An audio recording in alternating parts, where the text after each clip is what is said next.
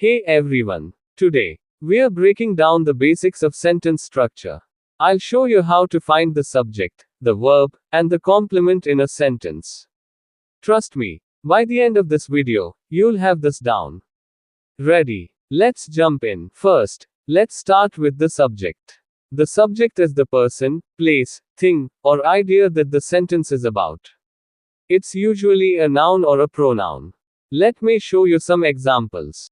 Example 1. The cat sleeps on the sofa. In this sentence, what is the sentence about? It's about the cat. So, the cat is the subject. Example 2. She loves to read. Here, the sentence is about she, so she is the subject. It doesn't matter if it's a person, place, or thing, the subject is who or what is doing the action. Pro tip. Subjects are often at the beginning of a sentence, but not always. Let's see an example where the subject isn't at the start. In the garden, the children play.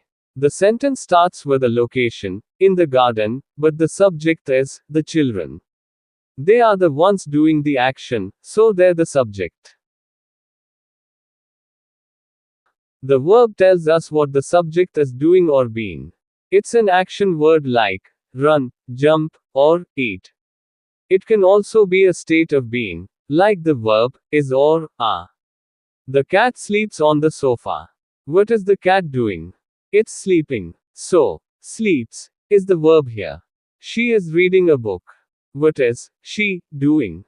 She is reading. Here, we have a verb phrase. Is a helping verb, and reading, the main verb. The food smells delicious. Smells is the verb here. It's not an action like running or jumping, but it describes a state, how the food smells. Now for the complement. This part of the sentence gives extra information about the subject or the verb.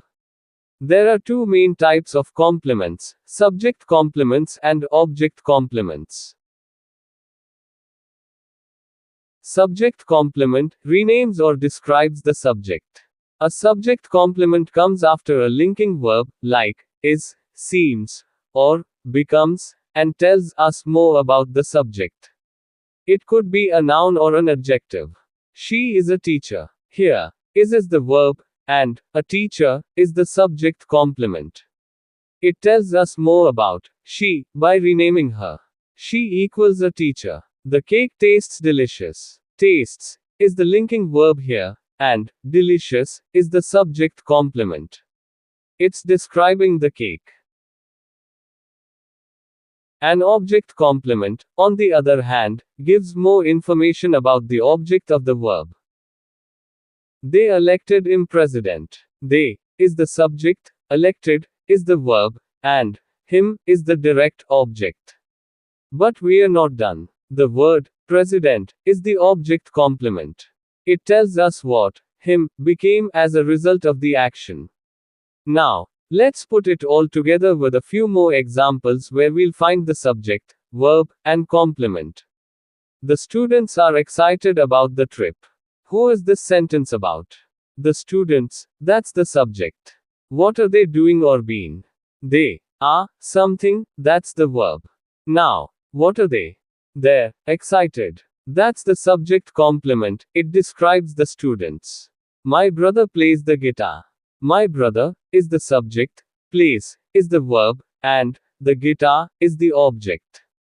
The sentence doesn't need a complement here because the verb already has a direct object. The dinner smells amazing. The dinner is the subject, smells is the verb, and amazing is the subject complement, telling us more about how the dinner smells. To recap, the subject tells us who or what the sentence is about. The verb tells us what the subject is doing or being. And the complement gives us extra information about the subject or verb. Now, let's practice. I'll give you two sentences, and I want you to try finding the subject, verb, and complement. Practice 1. The dog ran across the yard. Pause the video if you need more time.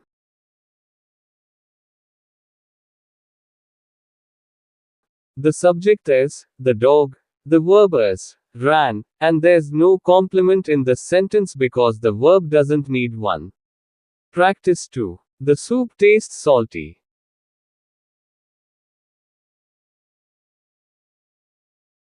Got it. The subject is the soup, the verb is tastes, and salty is the subject complement, telling us more about the soup. Great job! Now you know how to identify the subject, verb, and complement in a sentence. Keep practicing with more examples, and this will become second nature to you.